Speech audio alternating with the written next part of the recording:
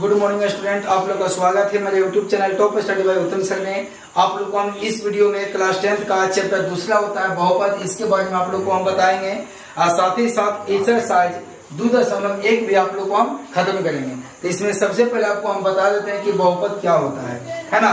बहुपद हम कैसे पहचानेंगे, तो सबसे पहले आप ये समझिए है ना कि 4 का घात अगर पूर्णांक हो, 4 का घात क्या हो, पूर्णांक संख्या हो, है ना, तभी वो बहुपद होता है। यानी कहने का मतलब कि जैसे x की पावर 2 रहे, x की पावर 5 रहे, x की पावर 6 रहे, तो हम लोग का क्या है, पूर्णांक है ना। जब पूर्णांक रहेगा मतलब बटन में कुछ होना नहीं चाहिए, तो वही मेरा क्या होता है, बहुपद होता है ना।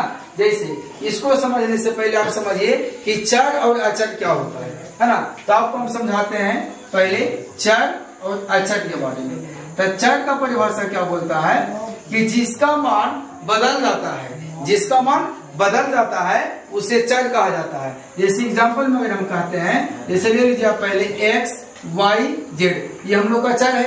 ABCD का कोनो भी अक्षर, कोनो भी लेटर आप लोग का क्या आता है, चर आता है। तो x y z, तो अगर आप बहुपद के शून्य के निकालिएगा, कोई भी समय के जन आप ले लीजिए बहुपद का, है ना, और उसमें जब x का मान, y का मान, चाहे z का मान जो भी आप निकालिए, तो उसमें क्या आप देखिएगा कि x का मान कभी 4 आ जाता है, x का मान कभी 5 आ जाता है, कभी 6 आ जाता है ना। तो मान एनी टाइम क्या हो रहा है, बदल रहा है, अलग अलग बहुपद में अलग अलग मान आ रहा है ना। तो वो हो गया मेरा चर। लेकिन अचर का मान क्या होता है कि जिसका मान नहीं बदलता है उसे अचर कहते हैं। जैसे एग्जाम्पल में 4 है ना, तो अगर हम इसको आज 4 बोल रहे हैं तो क्या कल इसको हम 5 बोलेंगे, नहीं बोलेंगे, 4 नहीं बोलेंगे।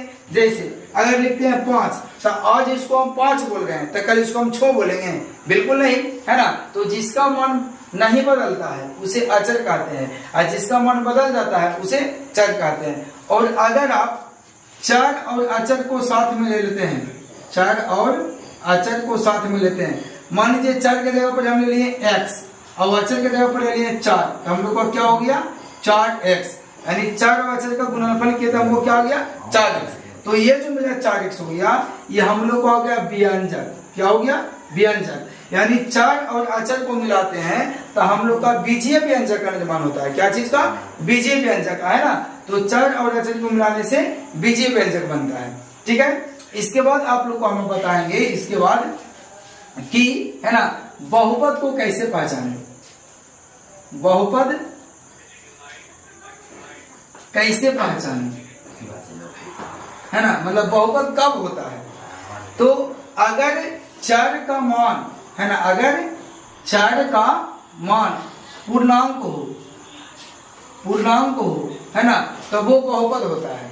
जैसे अगर आप लोग का माथा पर 2 आ जाए, 4 आ जाए, 6 आ जाए, 3 आ जाए, 5 आ जाए, है ना, मतलब बटा में कुछ नहीं होना चाहिए, पूर्णांक आ जाए तो हम लोग का वो क्या होता है, बहुपद होता है। जैसे एग्जांपल में देखिए आपको देते हैं, मान लीजिए 2x² प्लस 5x प्लस 6। देखिए तो घात जो इसका आप देख रहे हैं, घात वो क्या है, पूर्णांक में है, मतलब घात बटा में है नहीं है, पूर्णांक में, ये बहुपद होता है। जैसे दूसरा एग्जांपल अगर बोलेंगे 3x² प्लस 6x प्लस 7, तो माथा पर देखिए 2 है, बटे में नहीं है। अगला एग्जांपल आप ले लीजिए, जैसे 3x की पावर 5 प्लस 5, है ना, तो ये मेरा बहुपद है कि नहीं, बिल्कुल है। क्यों, क्योंकि माथा पे 5 है, पूर्णांक है ना। तो जब पूर्णांक रहेगा तो बहुपद होगा, ठीक है। लेकिन आप लोगों को कौन कौन स्थिति में बहुपद नहीं होता है जो आपको हम बता देते हैं। जैसे, है ना, आप लोग को अगर माथा पे मतलब ऊपर बटा में मान आ जाए, कोची में आ जाए, बटा में आ जाए, तो वो बहुपद नहीं होता है। जैसे मान लीजिए आपको दे दें कि 3x की पावर 1/2 प्लस 5x प्लस 2, तो ये हम लोग को बहुपद है कि नहीं, ये हम लोग को बहुपद नहीं है। क्यों, क्योंकि पावर में देख लीजिए 1/2 आ गया, मतलब बटा में आ गया, क्योंकि पूर्णांक में नहीं है, ये हम लोग का बहुपद नहीं है ना। और दूसरा पॉइंट क्या बोल सकते हैं कि जो चर है, जो चर हम लोग का है वो रूट में नहीं होना चाहिए, रूट में नहीं होना चाहिए। अगर चर रूट में हो जाएगा तो ये भी बहुपद नहीं होगा। जैसे एग्जांपल आप देख लीजिए, एग्जांपल आपको हम दे देते हैं, मान लीजिए यहाँ पे कि 2 है ना रूट x, 2 रूट x, है ना, प्लस 5, तो बोलिए ये हम लोग को बहुपद है नहीं। क्यों, क्योंकि चर कोची में आ गया, रूट में आ गया, है ना, तो बहुपद हम लोग का नहीं होगा। क्यों, क्योंकि इसका मतलब होता है 2x, जब रूट हटाएंगे तो बहुपद में जाएगा 1/2। तो इसका मान देखिए तो क्या हो गया, बटा में हो गया, ये भी हम लोग को बहुपद नहीं होगा। तीसरा आप ये भी बोल सकते हैं, है ना, कि चर जो है नीचे नहीं होना चाहिए, मतलब बटा में नहीं होना चाहिए। जैसे हम बोल दिए x प्लस, है ना, जैसे बोल देंगे x प्लस 1/x, तो ये भी आप लोग को बहुपद नहीं है। क्यों नहीं है? क्योंकि x नीचे है, जब इसको ऊपर में लेके जाएंगे तो पावर कुछ नहीं तो 1 है, ऊपर जाएगा तो -1, है ना। तो आप लोग का जो पावर है वो नेगेटिव में भी नहीं होना चाहिए, नेगेटिव में भी हो जाएगा तो आप लोग को बहुपद नहीं होगा। क्या क्या आपको बोले, पहला कि पावर जो है पूर्णांक में होना चाहिए, मतलब बटा में होगा पावर तो बहुपद नहीं होगा। दूसरा, चर अगर रूट में होगा तो वो भी बहुपद नहीं होगा। तीसरा, अगर चर नीचे आ जाए, है ना, तो वो भी आप लोग को बहुपद नहीं होगा। लेकिन एक चीज ध्यान रखना है, अगर आप लोग को नीचे माइनस में रहे चर, है ना, तो ऊपर लेके जाएंगे तो प्लस में हो जाएगा, तब तो वो हो जाएगा।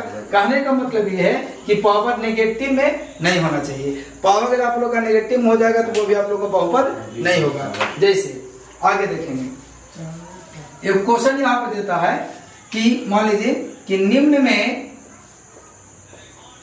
में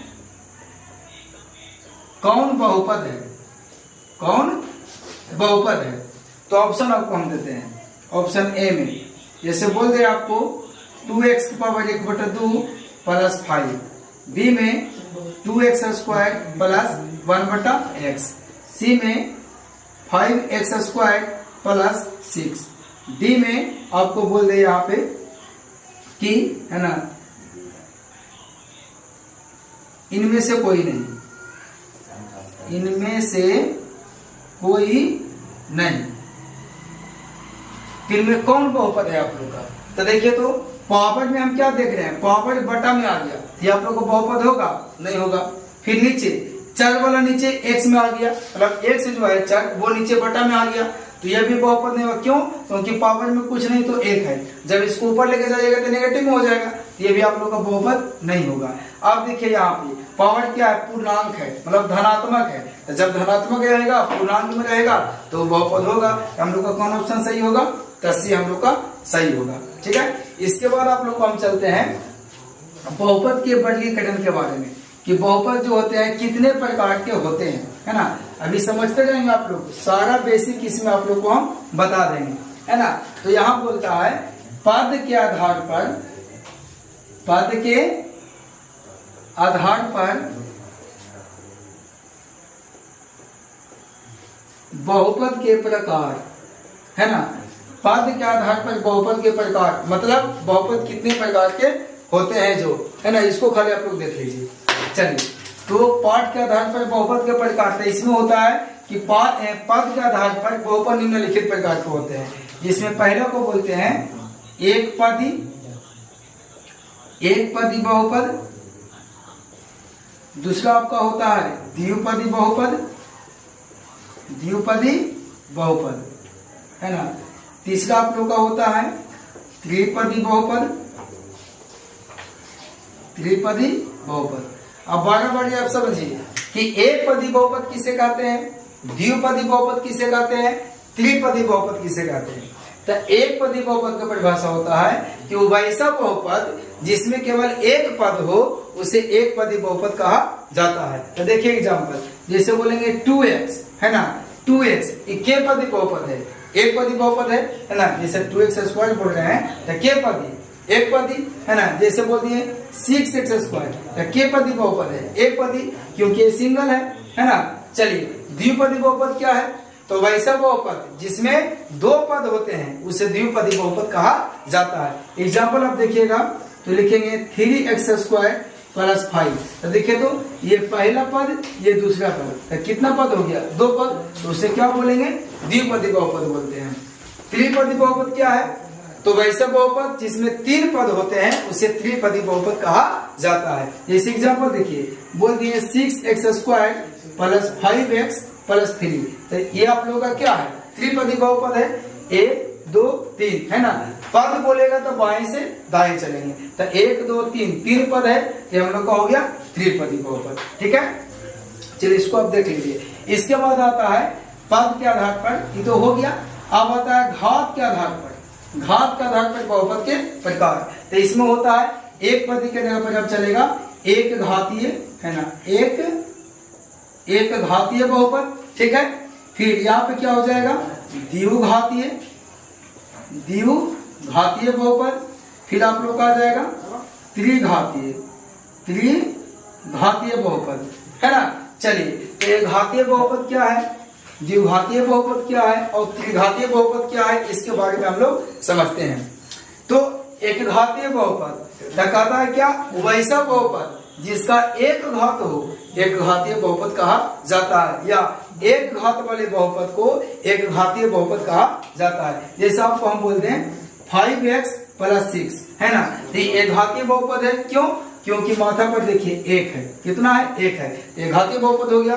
एक घातीय बहुपद का एक नाम और होता है, इसको बोलता है रैखिक बहुपद। ध्यान में रखिएगा, रैखिक बहुपद। ऐसे पूछता है कि एक घातीय बहुपद को क्या कहा जाता है, तो रैखिक बहुपद कहा जाता है। एकदम VVI क्वेश्चन है, मुख्य क्वेश्चन है सर, है ना। अब ये द्विघातीय बहुपद, तो इसका बोलता है क्या कि दो घात वाले बहुपद को द्विघातीय बहुपद कहा जाता है। जैसे देखिए एग्जांपल में 2x² + 5x + 6, तो देखिए तो पावर मतलब माथा पर देखेंगे, घात देखिए कितना है, 2 है, तो जिसमें दो घात होते हैं उसे द्विघातीय बहुपद कहा जाता है। अब कहता है त्रिघातीय बहुपद क्या है, तो वैसा बहुपद जिसमें 3 घात होते हैं उसे त्रिघातीय बहुपद कहा जाता है। एग्जांपल देखिए, जैसे बोलिए 2x³ + 5x, है ना, तो ये क्या घातीय हो गया, त्रिघातीय। क्यों? क्योंकि देखिए माथा पर कितना है, 3 है, इसलिए त्रिघातीय बहुपद हो गया, है ना। अगर पदी बोलता तो पदी में 1 2, द्विपदी इसमें 1 2 3, त्रिपदी ये भी 2 पदी हो जाता, लेकिन हम लोग घात के रूप में चल रहे हैं, तो ये हो गया एक घातीय बहुपद का एग्जांपल। द्विघातीय बहुपद, त्रिघातीय बहुपद, क्योंकि इसमें कितने घात हैं, 3 घात हैं। अब आपसे कहे, है ना, कि एक घातीय बहुपद का व्यापक रूप क्या होता है, मतलब समान रूप क्या होता है, तो इसका होता है ax + b, x + b समान रूप। क्यों? देखिए a की जगह पे 5 हो गया, x की जगह पर x हो गया, b की जगह पे 6 हो गया, तो ax + b, है ना। द्विघातीय बहुपद का व्यापक रूप क्या होता है, तो ax² + bx + c। ऑब्जेक्टिव में सब ये पूछा जाता है कि द्विघातीय बहुपद का व्यापक रूप क्या होता है, तो ax² + bx + c, है ना। देखिए इसी का आधार पर ये बैठाया गया है ना। x² है तो x², a की जगह पे 2 है, b की जगह पे 5 है, x की जगह पे x है, c की जगह पे 6 है ना। चलिए, त्रिघातीय बहुपद का व्यापक रूप क्या होता है, तो बोल सकते हैं ax³ + bx² + cx + d, है ना। ये तीनों आप लोग याद रखेंगे, ऑब्जेक्टिव में पूछा जाता है कि त्रिघातीय बहुपद का व्यापक रूप क्या होता है, तो ax³ + bx² + cx + d। और अगर बोले बहुपद का रूप क्या होता है, बहुपद का व्यापक रूप, तो बहुपद का व्यापक रूप आपका होता है ax² + bx + c। इसके फॉर्म में रहेगा, इतना के फॉर्म में रहेगा, तो ये आप लोग का क्या है, बहुपद।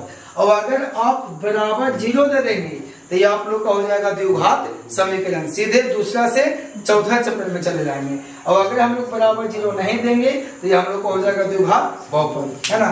तो आप लोग समझ गए होंगे कि पद के आधार पर जो बहुपद होते हैं, है ना, वो एक पदी, द्विपदी, त्रिपदी बहुपद होते हैं। घात के आधार पर एक घातीय, द्विघाती, त्रिघाती होते हैं। तो इसका जो समान रूप होता है वो आप याद रखेंगे, ये ऑब्जेक्टिव में आप लोग का क्या होता है, पूछा जाता है। चलिए अब हम लोग एक्सरसाइज 2.1 में चलते हैं, है ना, कि हम लोग का क्वेश्चन इसमें क्या बोलता है। इससे पहले आपको हम इसमें जो थ्योरी होता है बहुपद के बारे में आप लोग को हम डिटेल से जानकारी दे चुके हैं। अब हम लोग एक्सरसाइज 2.1 का क्वेश्चन नंबर 1 पढ़ेंगे। तो हम लोग का क्वेश्चन नंबर 1 क्या कहता है, तो क्वेश्चन नंबर 1 बोलता है किसी बहुपद px के लिए y = px का ग्राफ नीचे आकृति में दिया गया है ना, जो आप नीचे देख सकते हैं। प्रत्येक स्थिति में px के शून्याङ्कों की संख्या ज्ञात कीजिए।